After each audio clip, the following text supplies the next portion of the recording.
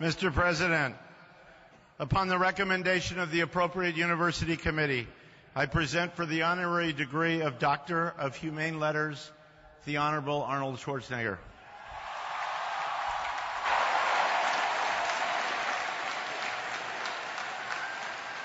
You, Arnold Schwarzenegger, are a self-made man, ever a Californian at heart. You are a warrior for the Golden State, a tireless leader in seeking to protect the environment, to advance scientific discovery, and to bring people together for the common good. Your greatest strengths are ambition, discipline, and fortitude. You are a devoted public servant and a philanthropist, a gifted entrepreneur, and a statesman. Here in your adopted country, your name has been immortalized in the annals of Hollywood and in the archives of our nation's history. For your inspirational realization of the American dream, your many accomplishments as a leader, actor, and sports icon, and your significant contributions in promoting the state of California, the University of Southern California now presents you with its highest honor.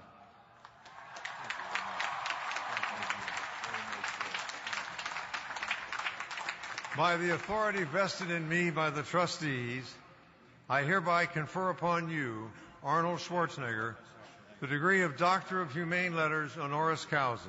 Please accept our warmest congratulations.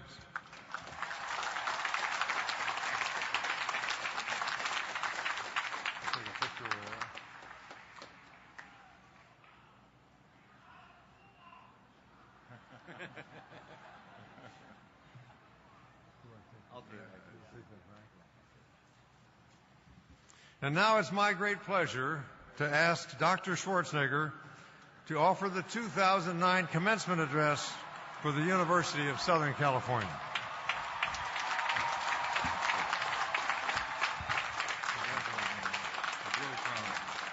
Thank you. Well, thank you very much.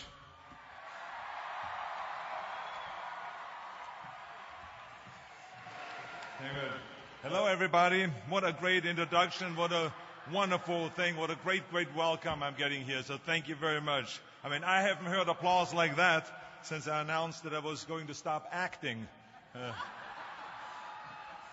But anyway, it is really terrific to see here so many graduate students and undergraduate students and graduating here today. I heard that there are 4,500 graduating here today and undergraduate students. So this is fantastic. There's 2,200 men, 2,300 women, and five are listed yourselves as undecided. So this is really a great bunch of people here. I love it. But seriously, President Sample, trustees, faculty, family, friends, and graduates, it is a tremendous privilege to stand before you this morning. There's nothing that I enjoy more than celebrating great achievements. And I don't just mean your parents celebrating never having to pay another tuition bill. That's not what I'm talking about. I'm talking about just celebrating the great accomplishments. So let me congratulate the Trojan class of 2009 on your graduation from one of the finest universities in the world. Let's give our graduates a tremendous round of applause. What a special day. What a great accomplishment.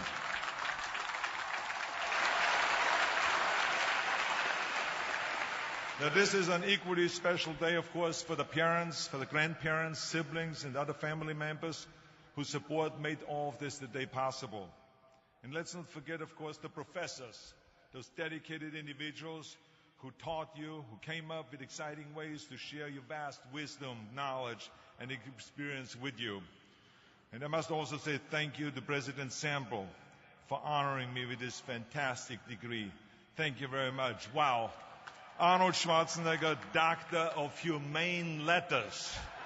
I love it. But of course, I noticed that it wasn't a doctorate in film or in cinema or in acting. I wonder why. But anyway, that's okay. I take whatever I can get. But maybe now, since I'm the doctor, I can go back up to Sacramento, and maybe now the legislature will finally listen to me. But anyway, I stand before you today not just as Dr. Schwarzenegger or as Governor Schwarzenegger or as the Terminator or as Conan the Barbarian, but also as a proud new member of this Trojan family. Now, some of you may know that my daughter just completed her freshman year right here.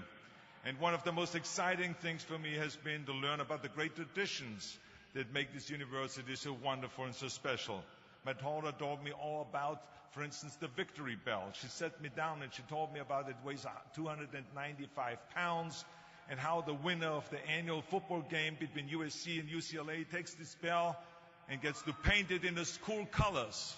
And I stopped in the middle of talking. I said, wait a minute, Catherine, back up a little bit. UCLA has a football team?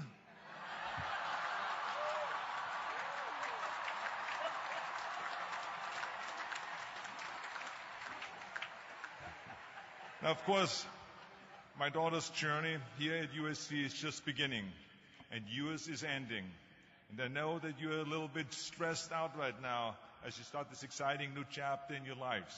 Some people say it is scary to leave the comfort of the university and to go out into the cold, hard world. But I have to tell you something, I think this is a bunch of nonsense.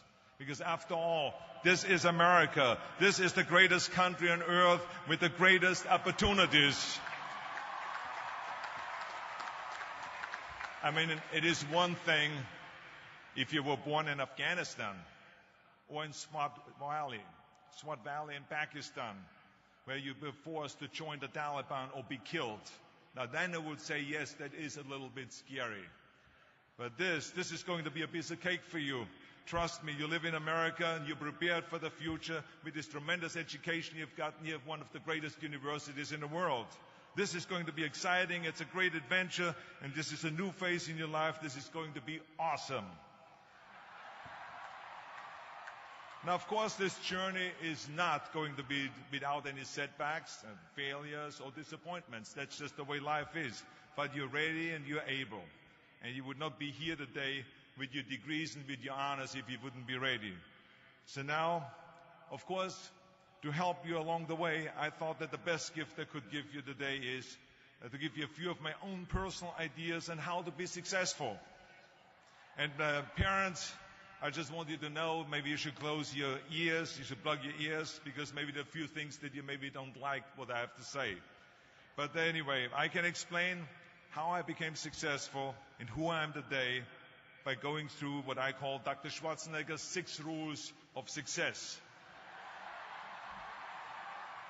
Now, of course, people ask me all the time. They say to me, what is the secret to success? And I give them always the short version. I say, number 1, come to America. Number 2, work your butt off. And number 3, marry a Kennedy. But anyway.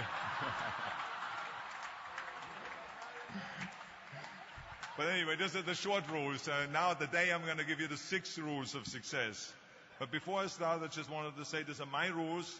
And I think that they can apply to anyone, but that is for you to decide, because not everyone is the same. There's some people that just like to kick back and coast through life, and others want to be very intense and want to be number 1 and want to be successful. And that's like me. I always wanted to be very intense.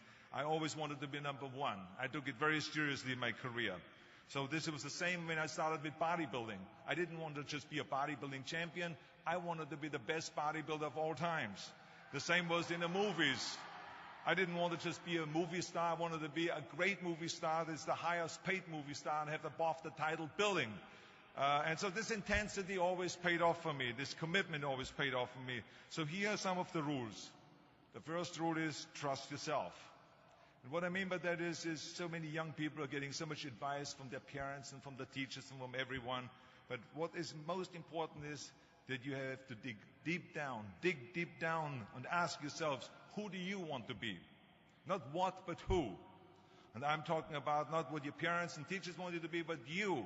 I'm talking about figuring out for yourselves what makes you happy, no matter how crazy it may sound to the people. I was lucky growing up because I did not have the television, or I didn't have telephones, I didn't have the TV, the computers and the iPods. And of course, Twitter was then something that birds did outside the window. But I didn't have all the distractions in all this. I spent a lot of time by myself so I could figure out and listen to what is inside my heart and inside my head. And I recognized very quickly that inside my head and heart were a burning desire to leave my small village in Austria. Not that there was something wrong with Austria, it's a beautiful country, but I wanted to leave that little place and I wanted to be part of something big. The United States of America, a powerful nation, the place where dreams can come true. I knew when I come over here I can realize my dreams.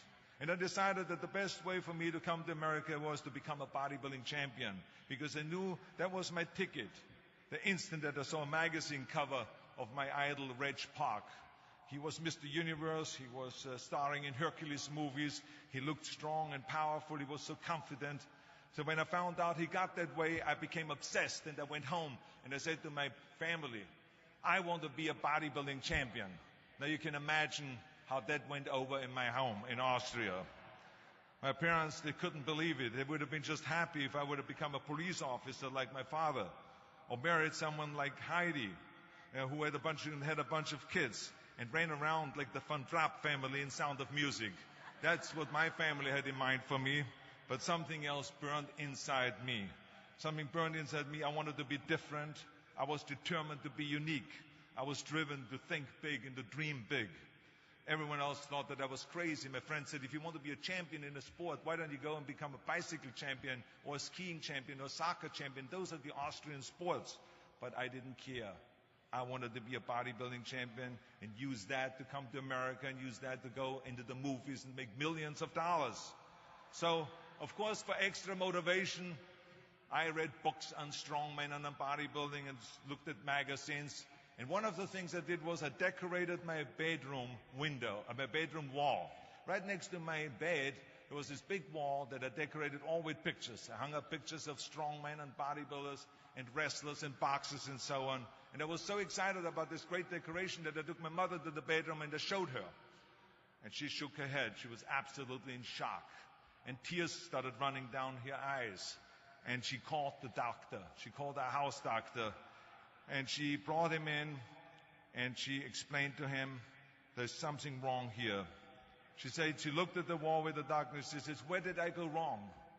I mean, all of Arnold's friends have pictures on the wall of girls. And Arnold has all these men, but it's not just men, they're half naked.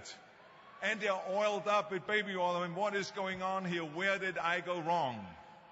So you can imagine the doctor shook his head, and he said, there's nothing wrong. At this age, you have idols, and you go and have those. This is just quite normal. So this is rule number one. I wanted to become a champion. I was on a mission. So rule number one is, of course, trust yourself no matter how and what anyone else thinks. And of course, rule number two is break the rules.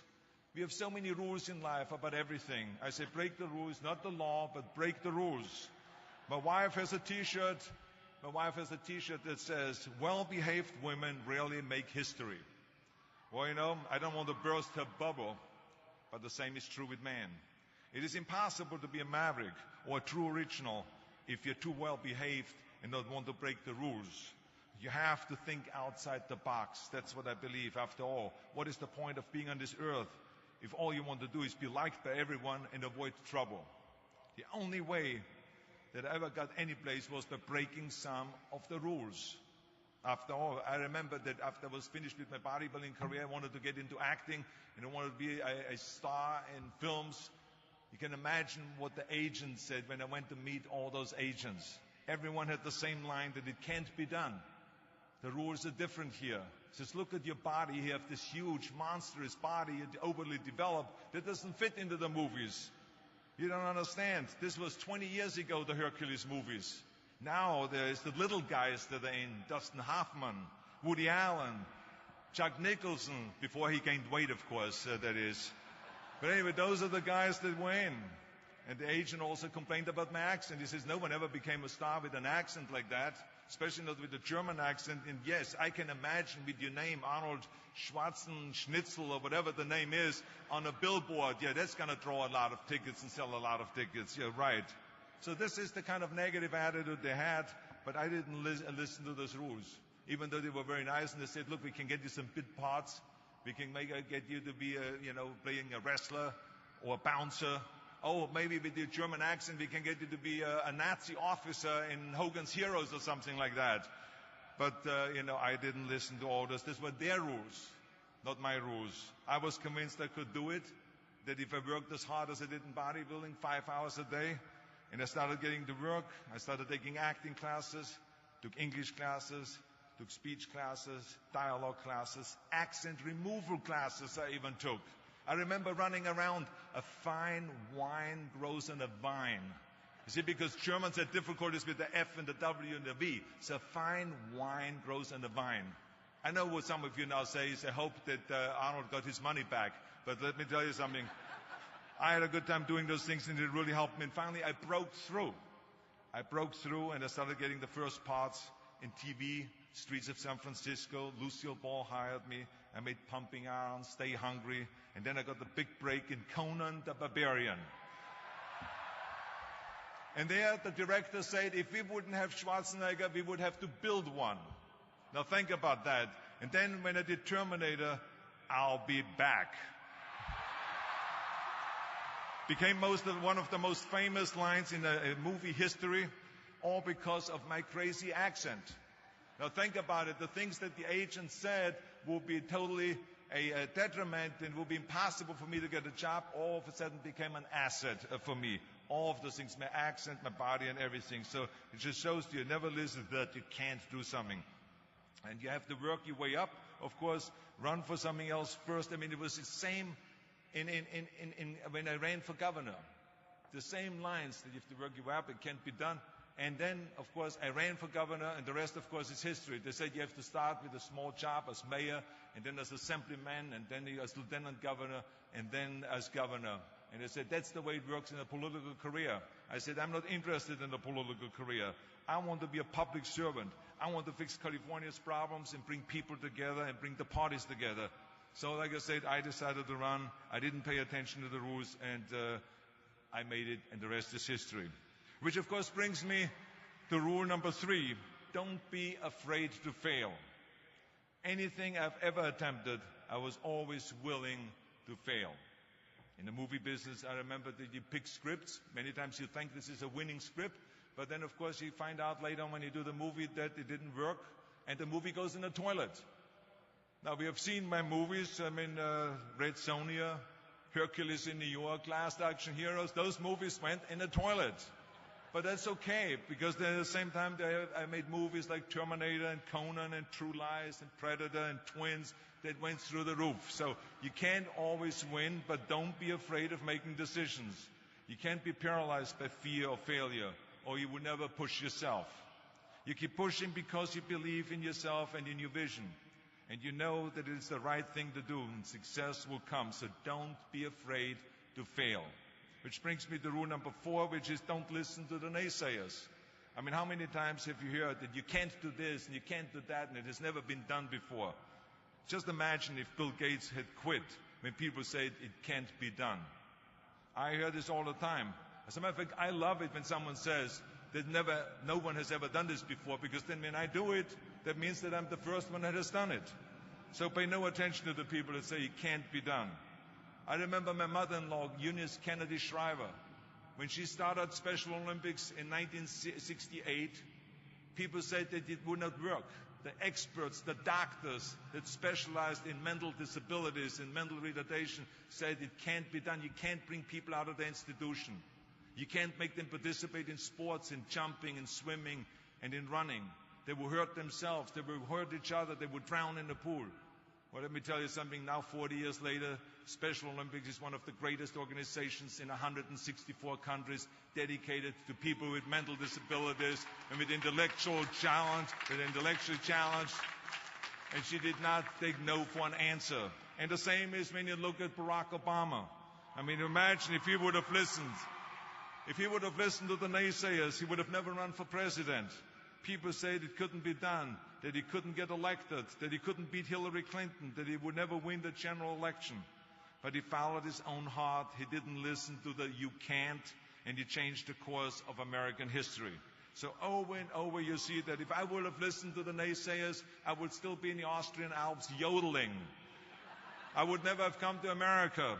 I would have never met my wonderful wife, Maria Shriver. I would have never had the wonderful 4 kids. I would have never done Terminator, and I wouldn't be standing here in front of you today as governor of the greatest state of the greatest country in the world. So I never listened that you can't. I always listened to myself and said, yes, you can. And that brings me to rule number 5, which is the most important rule of all. Work your butt off. You never want to fail because you didn't work hard enough. I never wanted to lose a competition or lose an election because I didn't work hard enough. I always believed leaving no stone unturned. Muhammad Ali, one of my great heroes, had a great line in the 70s when he was asked, how many sit-ups do you do? He said, I don't count my sit-ups. I only start counting when it starts hurting. When I feel pain, that's when I start counting, because that's when it really counts. That's what makes you a champion. And that's the way it is with everything. No pain, no gain. So many of those lessons that I apply in life, I've learned from sports, let me tell you, and especially that one. And let me tell you, it is important to have fun in life, of course. But when you're out there partying, horsing around, someone out there at the same time is working hard. Someone is getting smarter and someone is winning. Just remember that. Now, if you want to coast through life, don't pay any attention to any of those rules. But if you want to win, there's absolutely no way around hard work. None of my rules, by the way, of success will work unless you do. I've always figured out that there's 24 hours a day. You sleep 6 hours, and you have 18 hours left. Now, I know there's some of you out there now and says, well, wait a minute, I sleep 8 hours or 9 hours. Well, then just sleep faster, I would recommend. Because you only need to sleep 6 hours, then you have 18 hours left, and there's a lot of things you can accomplish. As a matter of fact, Ted Turner used to say always, early to bed, early to rise, work like hell, and advertise. And of course, all you know, you know already those things, because otherwise you wouldn't be sitting here today. Just remember, you can't climb the ladder of success with your hands in a pocket. And that takes me to rule number 6, which is a very important rule. It's about giving back. Whatever path that you take in your lives, you must always find time to give something back. Something back to your community, give something back to your state or to your country. And my father-in-law, Sergeant Shriver, who is a great American, truly great American, who started the Peace Corps, the Job Corps, legal aid to the poor. He said at Yale University to the students at a commencement speech, tear down that mirror. Tear down that mirror that makes you always look at yourself. And you will be able to look beyond that mirror, and you will see the millions of people that need your help. And let me tell you something, reaching out and helping people will bring you more satisfaction than anything else you've ever done.